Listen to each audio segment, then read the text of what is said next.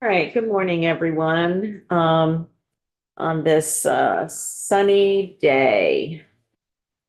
Okay, so we are taking up again H91 in our continuing discussions and markup of H91.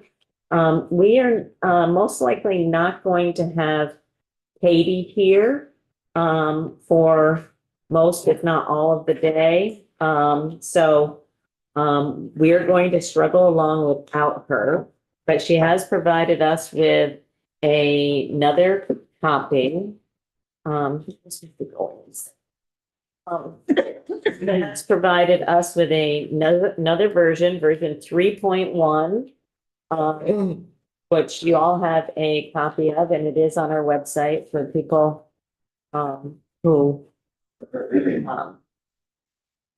for people who are listening or in the room without a copy.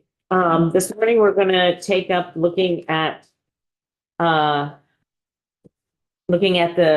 feedback that we have been receiving from a number of folks. And I think that everybody has printed copies of the feedback. If they don't, it's been on your desk. Lori's put it on your desk. And it's in my. So I think that why don't we take up, I'm going to take up the shortest one first. How's that? Vermont Inter, yeah, Just go ahead.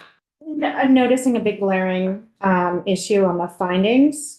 Yeah, It's probably because it's on the Housing and Homeless Alliance of Vermont. it's not theirs. Yeah, I It's realize the that. DOC. So Yeah. Yeah.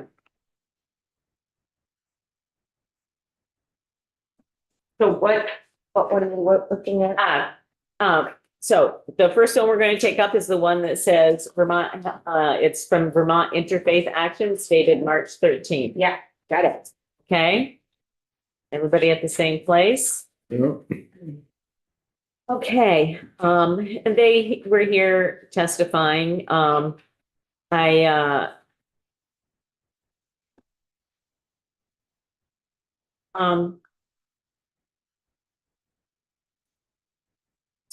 I feel compelled to, because we have them first, and one of the people that they brought to testify here, I don't know if you will remember, but she was a mom who said they were looking forward to moving into an apartment in 2 weeks. And unfortunately, one of her children passed away in the hotel program. I don't call it a program, say it while at a hotel, 16 years old, a couple of weeks ago. And I just felt, to just take a moment to recognize the struggles that people who are homeless face, as we all do, but people who are homeless face every day, just trying to survive. And so I just wanted to take a moment to acknowledge that loss for that family, and in the hopes that we can do better. It was the hotel's fault? I'm not saying. No. I was gonna say. Yeah, I'm just saying it was. Say, the hotel was safe. No, I'm just talking about the, the impact of being homeless. The impact of the loss. From the loss. Yeah. Yeah, the loss, but of the hotel. Okay, so, in the Interfaith Action folks, they're looking, I don't have the previous H91 in front of me. But they're looking to have a more definitive statement.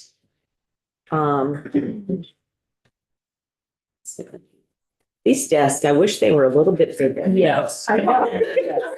That's to me. I'm like, You start needing a little bit of space. All right. I'm just going to look up, and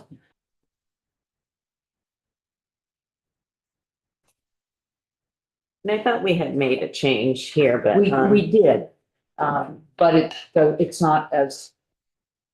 Anyway, as this is, definitive. right, Okay, I think it's worth looking at the revised language just in the context of yeah. what change we already made specific to it. Okay, so, as introduced, we testify that unsheltered homelessness be eliminated in Vermont, and interim shelter opportunities be available to provide stable pathway to permanent housing for all Vermonters experiencing homelessness. So, and, okay, that's. Oh, they are commenting on this draft. Intent, they're commenting They are on commenting 2.1. on, right. Yeah. Okay, and so, that was number one in the original bill. I have the original bill, up in front of me, as introduced, which was the same intent that we had in last year's original bill. And so, what are folks' thoughts about that? What we have currently in this bill is that homelessness be addressed in Vermont, interim shelter opportunities be available to provide a stable pathway to permanent housing for all Vermonters experiencing homelessness, including safe shelter options for individuals living in unsheltered homelessness. Colin first, just because. Yeah, no, that's okay. Just. Yeah. No, I'm just Yes. putting that out there. Yeah. I will say, I think the language now, for me anyway, when it says homelessness be addressed, if you just read that, it feels like it might not be very different from what the things have been before. But if we were to say something like, legal aid has a definition that they recommend, and I think it's something like, not often, and and whatever their definition, I don't know, I could pull it up, but I have it here. okay, homelessness be eliminated in Vermont. Yeah, I mean, that's what is being proposed. Yes, but not in the draft. That's Not what. in the current draft. proposed By. Oh, yes. Oh, yes. This is what we're Yeah. So considering. I'm just, I would say. Yes, the original, it will get complicated, folks, when we have multiple people commenting on the same thing. So, just bear with the process, because it'll be an up and down, and we might make a decision to do one thing and we come back and look at somebody else's feedback and we'll go back and change it. Right. So, that's the way it's gonna be. Yeah. I think if I remember correctly, part of the conversation about this was, do we want the findings to be more achieved, like something that's Achievable more. or Yeah. aspirational? Yeah. And I think that's how we landed with the current language, that we said this felt a little bit more achievable, that addressing this huge problem in our state is achievable. And somewhere we had a step towards, I remember that language somewhere in the bill, like that we're making progress and the fact that I recall conversations that, completely eliminating homelessness is as aspirational it is, may not be possible depending on people's needs and their situations. So that's how I think we landed here. Yeah. Yeah, go ahead. Sorry, I am having to multitask today. I apologize.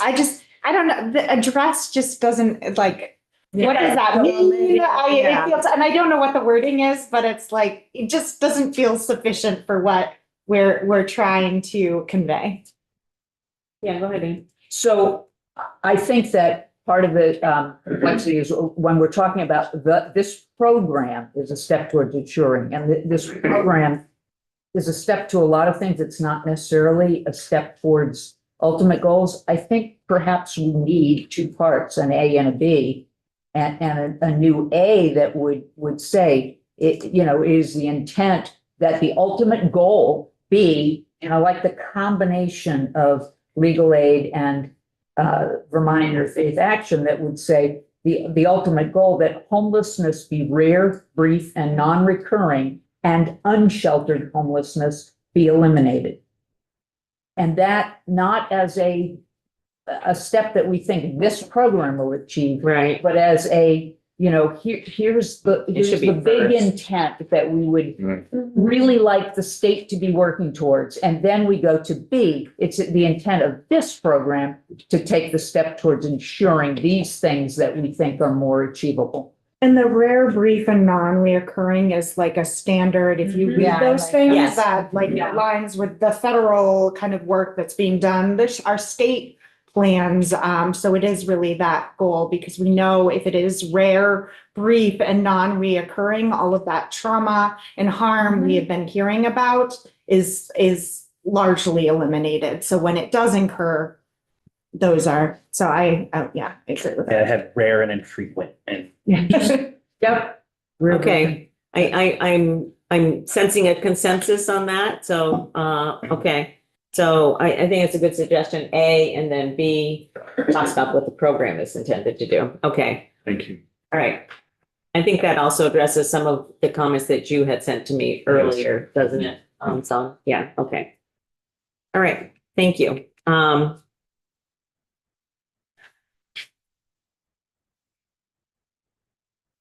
Okay, shelter eligibility, screen, it's fine. Okay, they're again talking.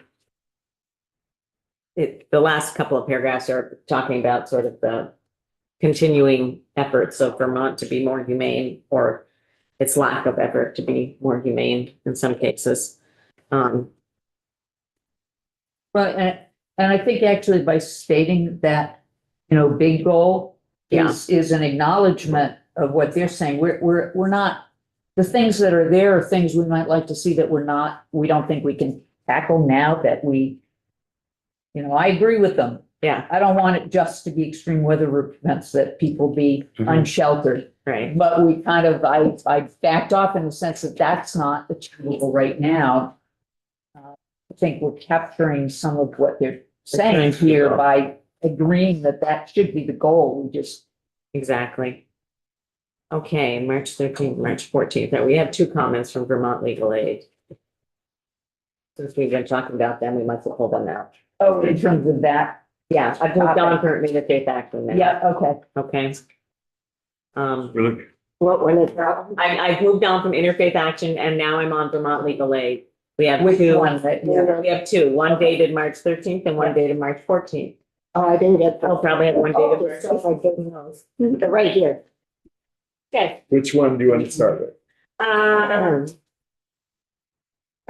Well, we've tackled one. But let's start with the 13th. Let's do them in chronological order. So the goal of ending homelessness, we just dealt with that, okay? And the already built. God bless you. Yes, we've already dealt with That's already that. done. Yes. Yep. Okay, the appeals and I have agreed with them that we need to, I think, explicitly state that there is the opportunity to appeal decisions, because it is, I'm so happy. Yeah, I'm really happy to see you. Have a seat, Katie, at the front of the table. What a lovely surprise.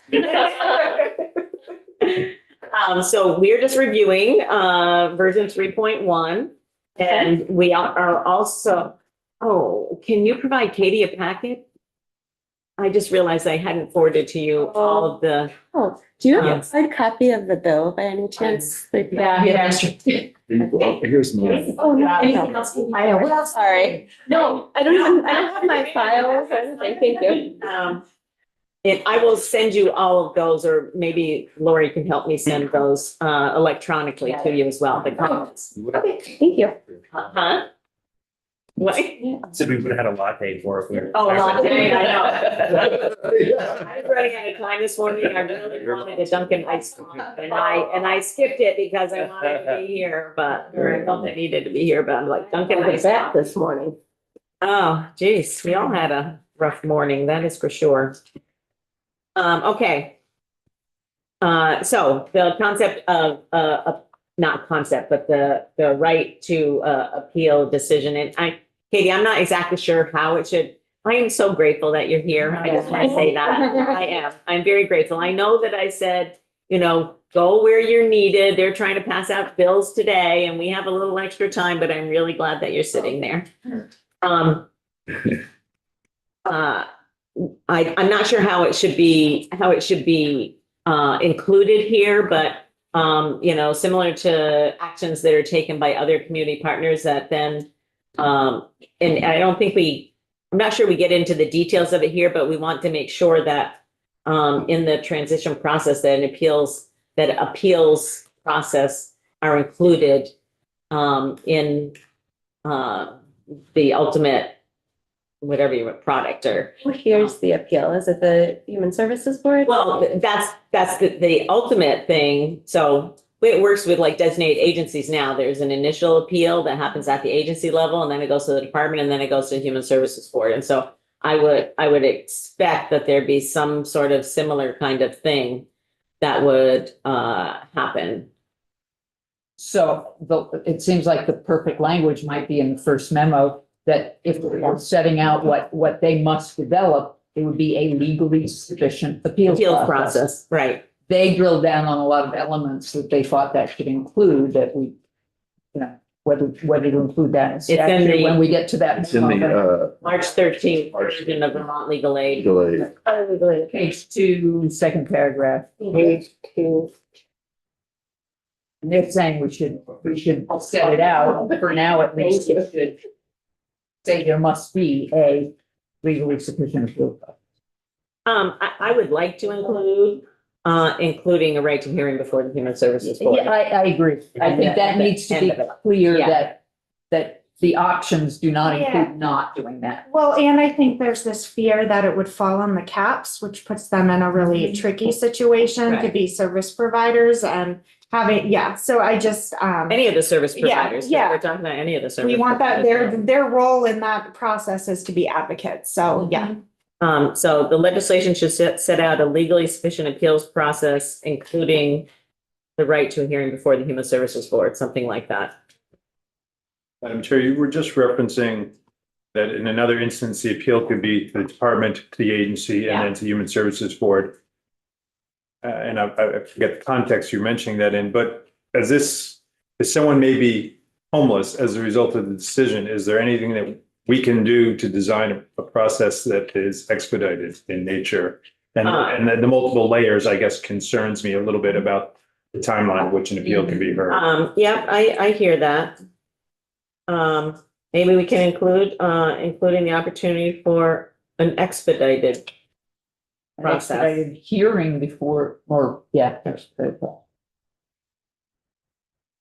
Can I ask a clarifying question? Sure. Is this part of your implementation plan? Like you want to hear back on what this process looks like, or you just want a sentence or two in the responsibilities of the community service agent, community action agencies saying, This is the you'll. responsibility of the department. department in the transition, in the interim planning piece. Okay. Quick part of their implementation plan. Yes. Okay. And yes, just a sentence or two right now. Okay. Okay? Thank you. And then, legal aid has some issues or concerns about, it's this kind of weird because they came in, they asked to meet with me. I met with them. I told them I didn't agree with the last part. I was like, you folks can read it for yourself. It's not really I said I didn't think that community action agencies are going to run out and start developing housing. it's a context of being able to be as flexible as possible. And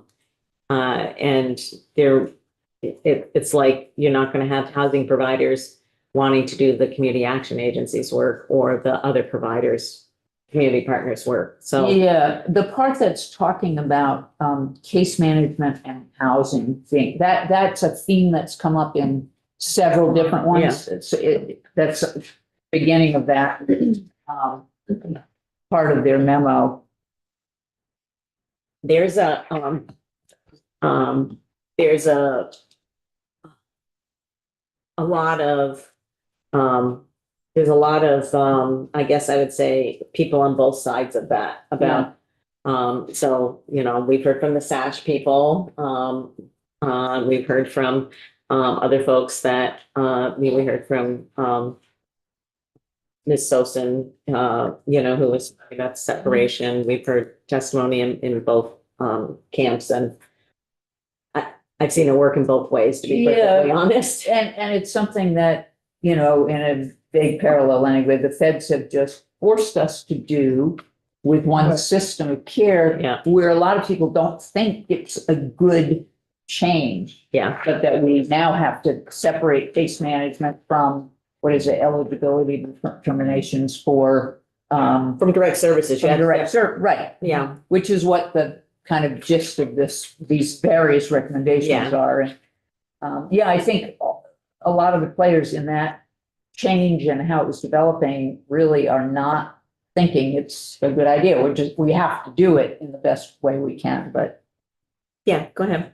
I will just talk, said this for, the 2 and some odd months, 2 years, and this is, services and the housing element always need to be separated in my eyes. And I've had the experience of having to be the landlord in a service shelter agency that also had housing, kind of transitional, medium-term housing options for people exiting homelessness. As a service provider, it is extremely hard. You're constantly in this conflict of interest, it feels like. It's really hard to perform your job. You feel at odds with your coworkers. It's part of why I left my former position, because mentally it was really hard.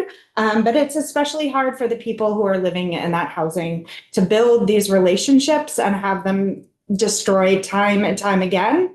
And that is why, we just talked about how, we'll never eliminate homelessness because there's some folks who don't want to come inside. And really that's because of years and years of loss of trust. And so as we're thinking about this, if we're doing huge fundamental systems change, I think we need to be thinking about best practice and what the data shows us. And that is that housing and services need to be separated, or the people providing them. Okay, thank you. I appreciate it. I appreciate it every time you say it. It's a good reminder. It's also a good reminder to know that people have, there are people who have differences of opinions about that. And it can work in both places and it cannot work in both situations, I think, too. So let's take a look at the March 14th letter from Vermont Legal Aid, which essentially goes into further details about the appeal process. And for the purposes of the statute, I think that we want to be clear that there is an ultimate hearing before the Human Services Board, and that there is the process that's developed needs to include an expedited review. But that's it for the law. I agree. People understand why I'm doing that, because this is getting into too much of a procedural process to put in law. So we would expect, and we will be hearing back about what process they are proposing next year. Okay, all right, we're going to move on to that. Okay, let's look at Vermont Network.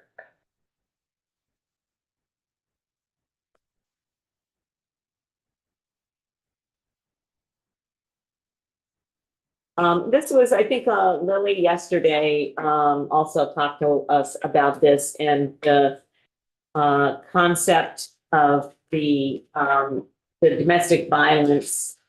They operate under very different, requirements, laws, need for safety. And the concept about whether or not that portion, would be excluded. Or not excluded, I would want to include them Separated. here, but separated, right? It's, Okay, yeah, they dated also March have- 12th, I have a March 11 and a March 13. Vermont Network Oh, Against network, Domestic network, Violence, yeah, different network, sorry. it looks like this. There it is, okay.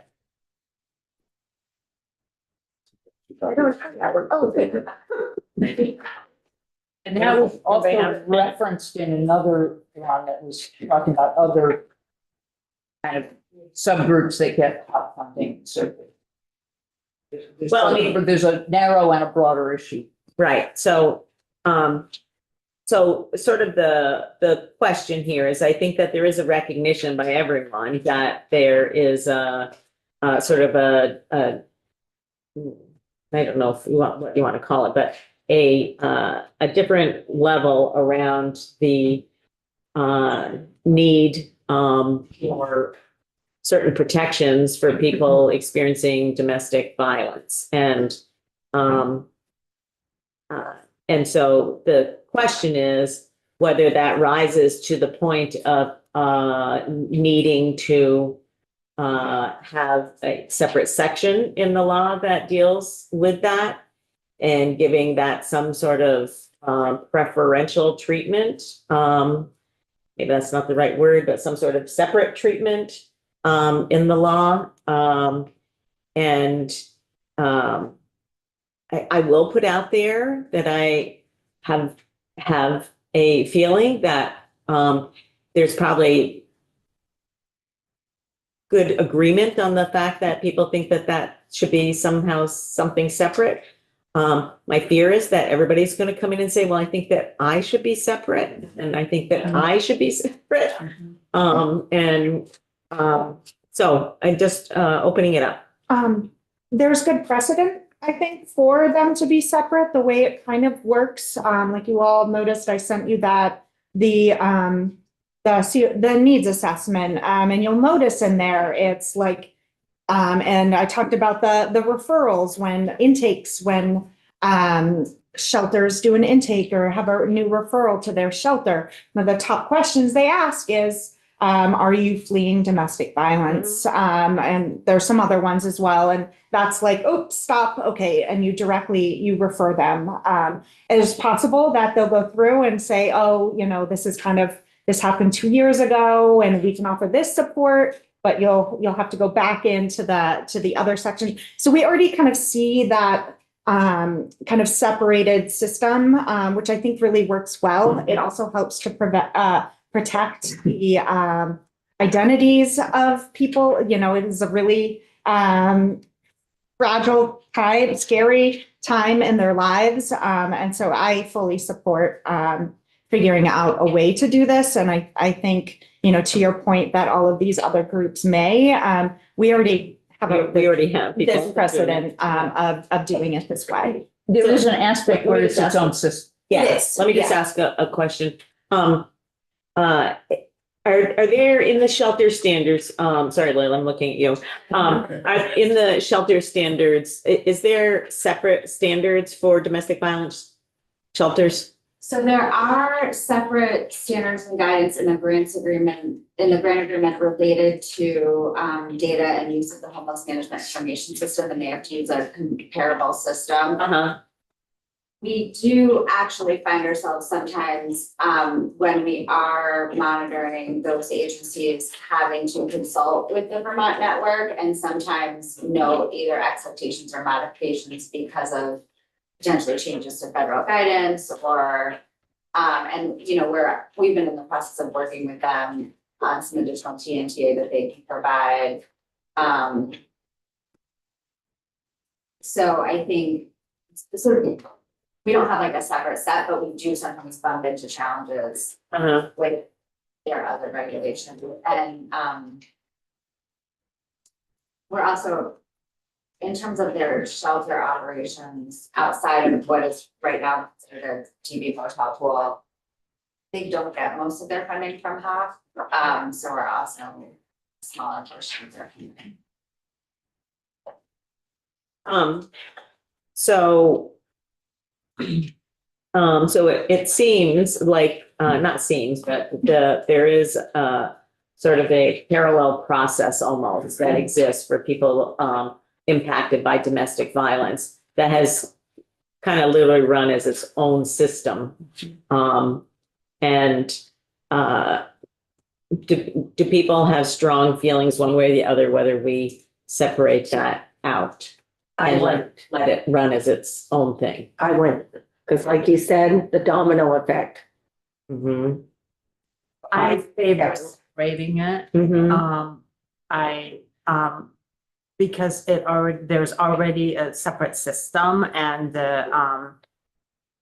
just as Jubilee stated, the fragile nature of the clients that work in that system, I think warrants having a separate system. And I wonder if, to kind of bolster that, we asked the department to develop more specific guidelines for those shelters that they don't currently have. And I hear Lily kind of talking about they're already kind of doing some TNTA around that, but I think it is important to kind of distinguish this population. So, Well, I guess the one thing that actually could parallel this, and so I'm thinking about it, is that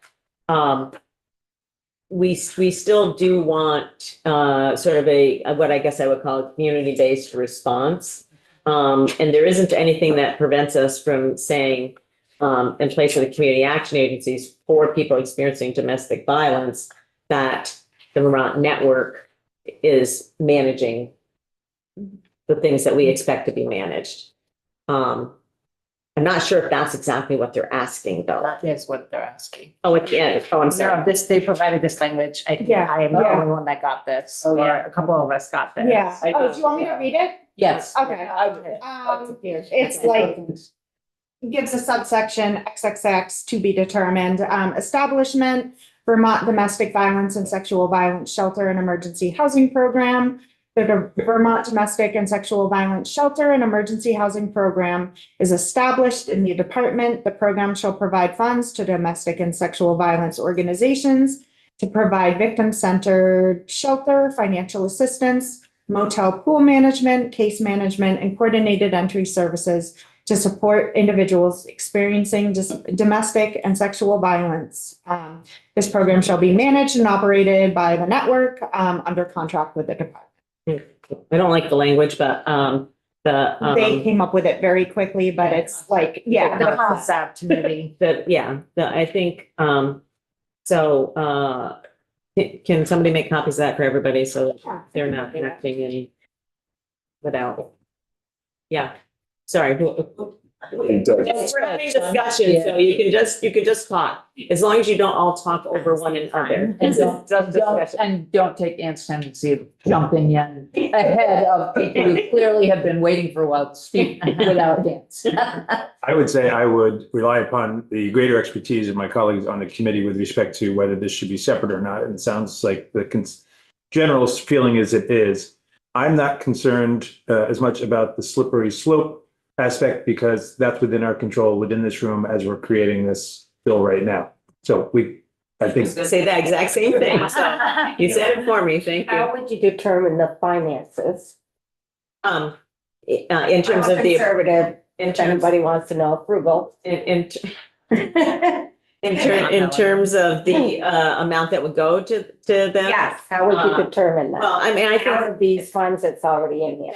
that's already in here. I think that's a good question. Yeah. I don't have an answer to that right now. Okay, So I agree with Doug. I would defer, and I think that it sounds like there's consensus. I think what I'm focusing on, the way I think about this is that I'm hoping that we're aiming to get every person that has a need in Vermont through coordinated entry. And that seems to me to be the most important place to start. And then everyone moves from that place to the appropriate place that's right for them. So I can see this running as a very sensible parallel situation. So long as we have this notion that, Coordinated entry. yes, I Yeah. understand that, but I guess I have not yet understood, again, being new, Yeah. that coordinated entry is the thing that's used across all these programs. I sense that it isn't all the time. Or that it It's pretty doesn't- consistent. Okay, I think more of the issue is getting other people to use well, coordinated. that's exactly what I mean. Yeah, well, I mean, like, designated agencies, Right. like, Yeah, yeah, right. community-based mental Yeah, health no, and that's developmental okay. I disability gave up that. providers. I know, that's a lot of fight. I had to put it out there, but So just, Designated agencies, the AAAs, stuff, the people who are assisting other people who are homeless.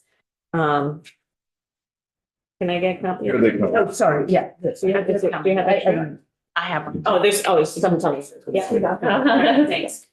And Lori's keeping a master packet. You want this? Oh, thank you. Right. Yeah.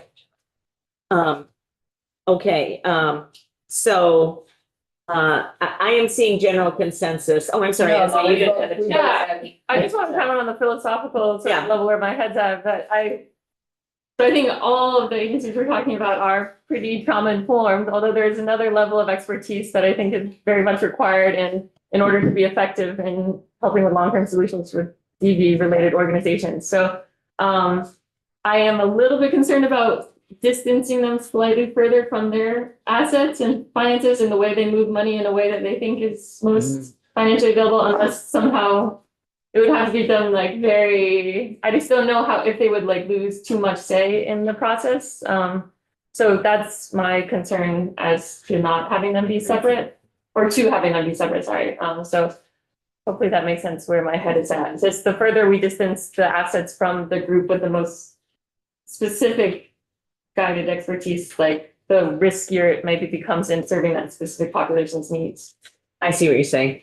And well, my concern is that we not lose our big picture of, you know, a really coordinated system, which I think can be done with maintaining this separate system. But I think if somehow in the regional planning and the statewide planning, that what's happening in that system is incorporated into, you know, we have other specialized that we've talked about that need to somehow be referenced, you know, when we're talking about, you know, whether it's pathways or spectrum or that, you know, that are a little bit of a different. And so we have some things that are a little bit different that we want tied to the whole system. And yet this one seems to be most in need of being its own subsystem, but somehow within the big picture. I think that comes to thinking about how would, you know, in the future, how would resources be allocated? And I think that's part of what Esme is getting at. It's like wanting to make sure that so that, you know, okay, they're given one allocation, but that they're not taken out of the picture when we're looking at the total need Right. of Right. what's needed. And so, you know, I don't think that we want to like totally I don't think they want to be totally disconnected, I guess is what I'm saying. No, but I think the sense is, We've seen Lily over there shaking her head no as well, so. but the caps, you know, if the caps are kind of running the show, I think part of it is that this existing system not suddenly be subsumed and the caps run it, are in Exactly. charge of that system. Yeah, that's not, yeah. But I don't think we want that, but the legislation doesn't. Yeah, I hear what you're accommodate saying. that. And I want to be cautious about saying CAP's running the system. I mean, Yeah, I know, yeah. that was an No. overstatement. Yeah, I mean, it's they're facilitating the collaboration of community. I mean, that's really how I am envisioning this and hopefully how it will come to be. But and I don't, I don't think any of us is thinking that, it's like they're not going to become the rulers out in the. No, but Yeah. they've got a big role there, so it It- could easily, Right, which is what we need to make sure. So, okay, what I am, to summarize, what I am hearing is that there is support, not universal, but that there is consensus, sufficient consensus on the committee, that there should be a separate something. I don't even really know what to call it, Katie, at this point in time. I guess it's, they're calling it the Vermont Domestic Violence and Sexual Violence Shelter and Emergency Housing Program. And what I'm trying to figure out is then how does that relate to when we're talking about prioritization and stuff? If you have this separate thing, you can't be priorities in both programs. I mean, because then that's taking away resources from other people. So I don't understand how that works. Just going back to that, I missed part of what you're talking about. This regional and statewide planning with this population and all of our population and their needs is happening through our local housing coalitions and our COC. And so I think that planning needs to continue and be formalized in this, but also when we're thinking about those allocations, I think that's where, you do that planning and you look at that need, and then this amount goes to, like, this is the need for this one, for this population in this program, and this is, what the need for this one. So I think, like, again, and I'm going to say this over and over through this process, that is why we need our COCs really formalized into this process, because that big picture and local regional planning and assessing and is already happening and is federally mandated to continue happening. So bringing those processes together, so we really truly have a coordinated system that guides our thinking and how we're funding, this program and that program. I think it can be done, and all of these these things can be, concerns can be addressed. And I do just want to say, I was just thinking, I called it fragile, and I think more sensitive nature of this, because a lot of these survivors are, use my language, but badass. And just wanted to put that out there. So I think that really plays into some of the conversations we had yesterday about, maybe having, forgetting the word, either even listed priority or eligibility, that we're really talking about a system working together that identifies more individually the high level of priority for certain kinds of responses to certain situations that arise, which in the case of domestic violence is then going to be focused on and because somebody could show up at any door, Right. and we That's what want I them mean. to get the appropriate. The warm handoff should be to the network. in Yes, case you exactly, still up needing that. exactly. Yeah, go ahead, Lily. Sorry, I just wanted to highlight in response to the representative's point there about eligibility. I think one of the reasons that domestic violence is already sort of accounted for and planned and is because in the HUD and AHL's definition of homelessness, there is a specific category that addresses domestic violence Yeah. as opposed to, and I think that's why, in response to some of the other questions about would this slide to others, it's just not called out in the same way. And so Yeah. that again, I just, the committee may not choose to use the HUD definition fully, but I think again, that's where other systems are using it and why DV is different maybe than other priority populations because again of how these things have been structured federally and how they are receiving support. So I think looking, for instance, at that HUD it's referred to as category 4 definition could be helpful, and maybe that helps to kind of create some structure or justification for why this might be done a little differently. Okay, I'm gonna summarize here. Okay, so I don't know how we're gonna create it exactly just yet, maybe, but we will create something that big placeholder. Yeah, a big placeholder and, I'm going to, I don't think this language works. No. Um, I'm sort of thinking through that there are two options, like there's one option where this piece lives entirely outside of VHART, and I'm also seeing an option where you already have different components of the program. Originally, you had one component, the severe weather, that was sort of outside of the community Yeah. action agency, and it could be sort of akin to that, that you're creating a component with sort of different groups of providers, but it's still a It's run by component. Vermont Network. Yeah, I prefer that option. Okay. That seems more united. and Yes. towards the goal. And it's, Yeah. and it's part of the program, Mhm. but it has its own people managing it. Yeah. And on the record, I'm not against that. I just under appropriations would like to see the separate breakdown too. Of how they will How it allocate. would be allocated minus something in here. Right. So I'm not against. Well, it won't be in the appropriation side. It'll be in, because that appropriation piece is only the one times, okay? These are only the one That's only time. one time, yeah. Okay. So it'll be in In the fiscal allocation. joint? It'll be in the allocation, how they determine allocations and, we'll ask the, implementation group to suggest how that happens, okay? Okay. So they're gonna be reporting back to us, so we'll be seeing this And next year. I do follow up with other places, but thank you. Yep, you're welcome. Okay. Next, let's see. I want to make sure that I have them all because I'm not totally positive that I have them all. I have two from VCAP and I have I think which is a composite. Oh, I have three from VCAP. Sorry. 11.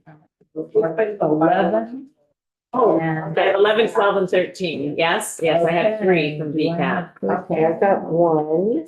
The 13 one includes all three. Oh, nice. Yeah, but Thank you. I've been trying to. Oh, wow. Yes. That's helpful. Okay, and I just was wanting to make sure that okay, and then we have from End Homelessness Vermont. A number of, yeah. We have a number of them. Really want to do what I've done there. Apologies. Um, Well, there are three today before, but then I compile them together to make it less money. I don't know which one you use to distribute them. I don't think I'm looking at the most recent one. I only have one here. These were from today. There was three different. Okay, Frank, I can't deal with this right now, to be honest. I'm not sure. I think the one that she compiled them. All into one? Everything's in one memo? No, not the first, there's the first No. memo and the second memo. I think the ones where the three from today were compiled. Okay, Yeah, we essentially have two, one Yeah. one and then one that is made up of three. That's the one on our desk? This one? Is that's one of them. That was the first one. that the one? Then That's there's the a three first one, combined. that's the first one. And then the second one says statewide planning orgs up in the left-hand corner, rather high. Oh, I don't have that one. All I have is one. I don't know actually if that's, Okay, we'll take the lunch break to figure out how to, It is right. Okay. I just realized it was lunch break. I was We were so immersed. in I our was, work. yes, we were. I didn't even realize